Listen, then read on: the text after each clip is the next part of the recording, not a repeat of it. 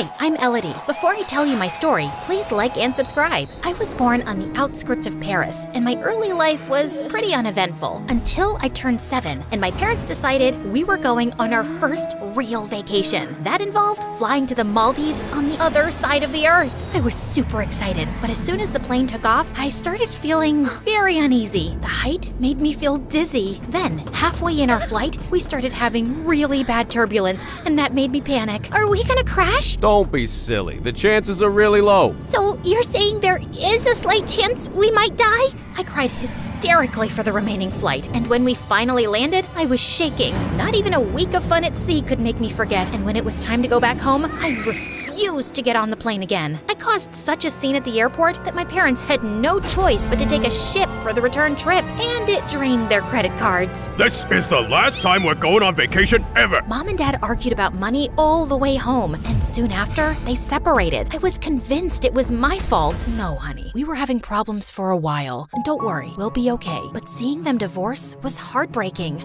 Dad remarried, had new children, and completely forgot about me. Mom tried many things to cheer me up, but it seemed like nothing was working. Until one day, she took me ice skating at the local rink, and that changed everything. When I was on the ice, it felt like I was flying, and all my problems disappeared. Mom saw the potential I had and signed me up for private lessons. By the time I was 10, I was already winning junior local competitions. My training was expensive, but Mom worked double shifts to cover for it. If this is your dream, I will do anything in my power to help you. You're the best, Mom.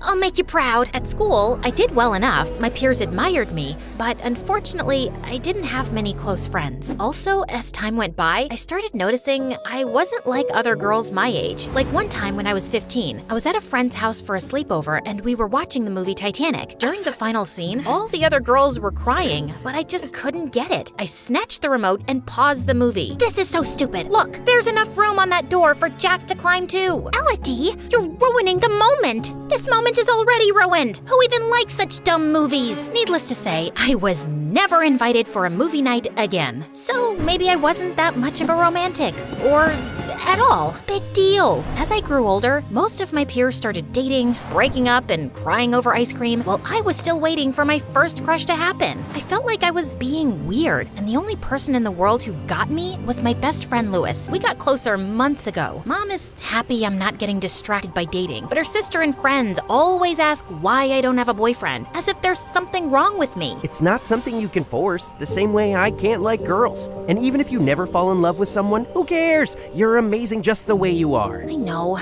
but sometimes I wish I wasn't so different, and that guys would stop asking me out. I wish that was my problem. It would be if you came out. No thank you, I'd rather swim with alligators. Louis was terrified of his father finding out he was gay. In a way, we were both fishes out of water, and maybe that's why we got along so well. I knew I could talk to him about everything without being judged. When I turned 18, I was added to the national competition that would send the winner to the Olympics. That would give me the opportunity to have a real sponsor, relieving Mom of the huge financial burden. By that point, I was training daily, and my coach had given me a very complex program. You have a real chance of winning, Elodie, but you really need to land that triple axel. That jump would keep me up at night. It was so difficult. Less than 20 women landed it in competition ever. And as if that wasn't enough, one day, the restaurant where Mom worked caught fire, and she ended up in the hospital with a broken ankle and some burns. Her condition wasn't too serious, but she needed time to recover. I won't be able to work for a while. I'm sorry, Elodie, but I can't pay your coach anymore. I was devastated. It felt like my only chance at a career had just been taken away. But I didn't want to show that to Mom. She was already feeling bad, and I didn't want to make her feel worse. I picked up a job in a small cafe to earn some extra cash, but between studying and working, I was exhausted. I was crying on the phone with Louis one night when he came up with a crazy solution. You won't like it, but hear me out. My dad is having this big party in a couple of days with all his business partners, and he insisted that I invite my girlfriend. What girlfriend? I may have lied about that. Dad kept asking me why I was still single at my age, so I panicked and told him I was dating someone.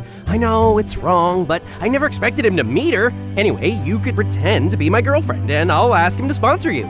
He likes donating to all sorts of causes. And for a potential daughter-in-law, I'm sure he'll accept. I don't know. Lies like that always end badly. Can't you just tell him the truth? You don't know him. Ever since I was little, he wouldn't stop talking about my future wife and how he hopes I'll have like 25 grandkids. Trust me, this is the only way. I was uncomfortable with the fake dating plan, but Louis was right. It would benefit both of us, at least until I managed to win the championship and get another sponsor. So when the day of the party rolled out, I put on my prettiest dress and ended up charming all of the guests. Louis was cold sweating when it was time to introduce me to his father, and I could see why. His dad was a very stern-looking man with a permanent frown on his face, but when we started talking, he seemed kind in his way. Louis took the opportunity to tell him about Mom's incident and how I needed help with my career. I understand, but unfortunately, this isn't a good time for my company. Maybe next year. I felt like the earth stopped spinning. Louis looked as shocked as me and promised to talk to his dad again, but it was of no use. Some days later, I was at the cafe working, but I really couldn't focus and started crying again. Just then, someone tapped on my shoulder. Why is a pretty girl like you crying? You're ruining your makeup. I looked up and saw Henry, a famous skater who had won the championship the previous season, staring at me. He sat me down, and I ended up telling him all my worries. So now, my career is basically over. It doesn't have to be. I could pay for your training. Really? You can? But why? You hardly know me. I know that everyone needs to see real talent. My family is one of the wealthiest in the country. My car insurance is more expensive than your lessons. It's nothing. I couldn't believe my luck. From that day on, I started practicing with Henry, and he seemed quite impressed with my skills. Some days we would go have coffee after training. He was a lot more experienced than I was, and I loved hearing about his travels and all the talented people he met during competitions. One afternoon after practice, Henry was dropping me at home when he leaned in and tried to kiss me. I quickly pushed him away, and he seemed very confused. I'm sorry, is there a problem? I think I might have given you the wrong idea, Henry. I like you, but only as a friend. I'm just not interested in dating anyone. I see. What can I say? It's breaking my heart that you're doing this to me, and I get it, but I don't think any other guy would. You have to be careful about giving a guy wrong signals, especially when you get so close in such a short period. Guys always expect something in return.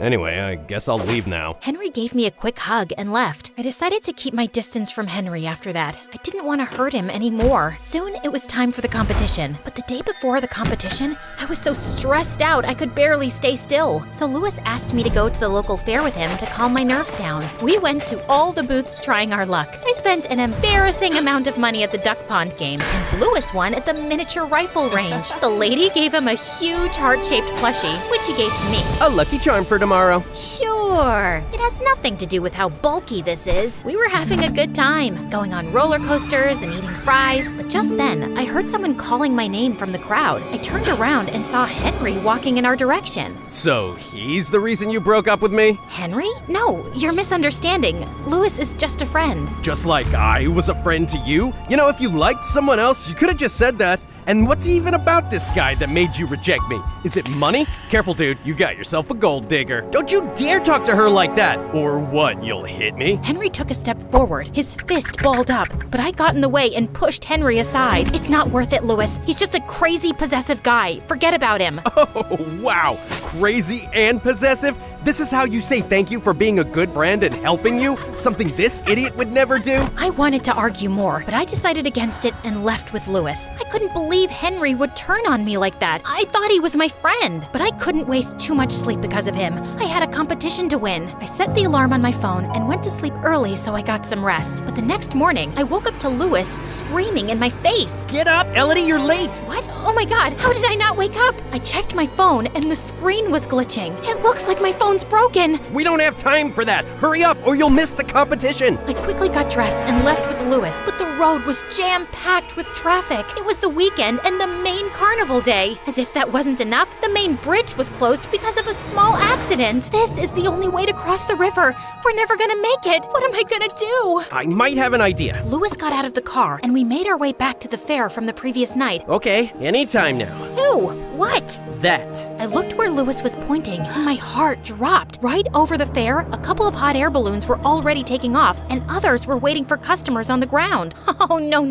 You gotta be kidding. I know you're afraid of heights, but this is your only chance. Listen to me, Elodie. You can't let your fear win. Not now, when you're so close to making your dream come true. Lewis was right. My stupid fear was getting in the way of my dreams, but I was stronger than that. We paid the man piloting the balloon and hopped on. As we took off, I closed my eyes and wrapped myself around Lewis like an octopus. You can look now. Trust me. I slowly opened my eyes, and it was so different from what I remembered from that airplane all those years back. Sure, I was still afraid, but from up there, the world looked so peaceful and beautiful. The flight didn't last long, and soon we were landing in front of the arena. We ran inside, and I got my skates on just in time. The place was packed, but I felt confident and performed my best routine. And then came the final moment, the dreaded triple axel. I took a deep breath and spun 3 times, landing beautifully, and the crowd went crazy. The results were announced soon after, and I was over the moon to bag the first prize. Right after I got my trophy, I was getting back to Lewis when Henry got in my way. What now? I just came to tell you that I'm sorry. I was wrong and totally out of line. Also, I really thought that hackers would hack your phone and keep you away from the competition, but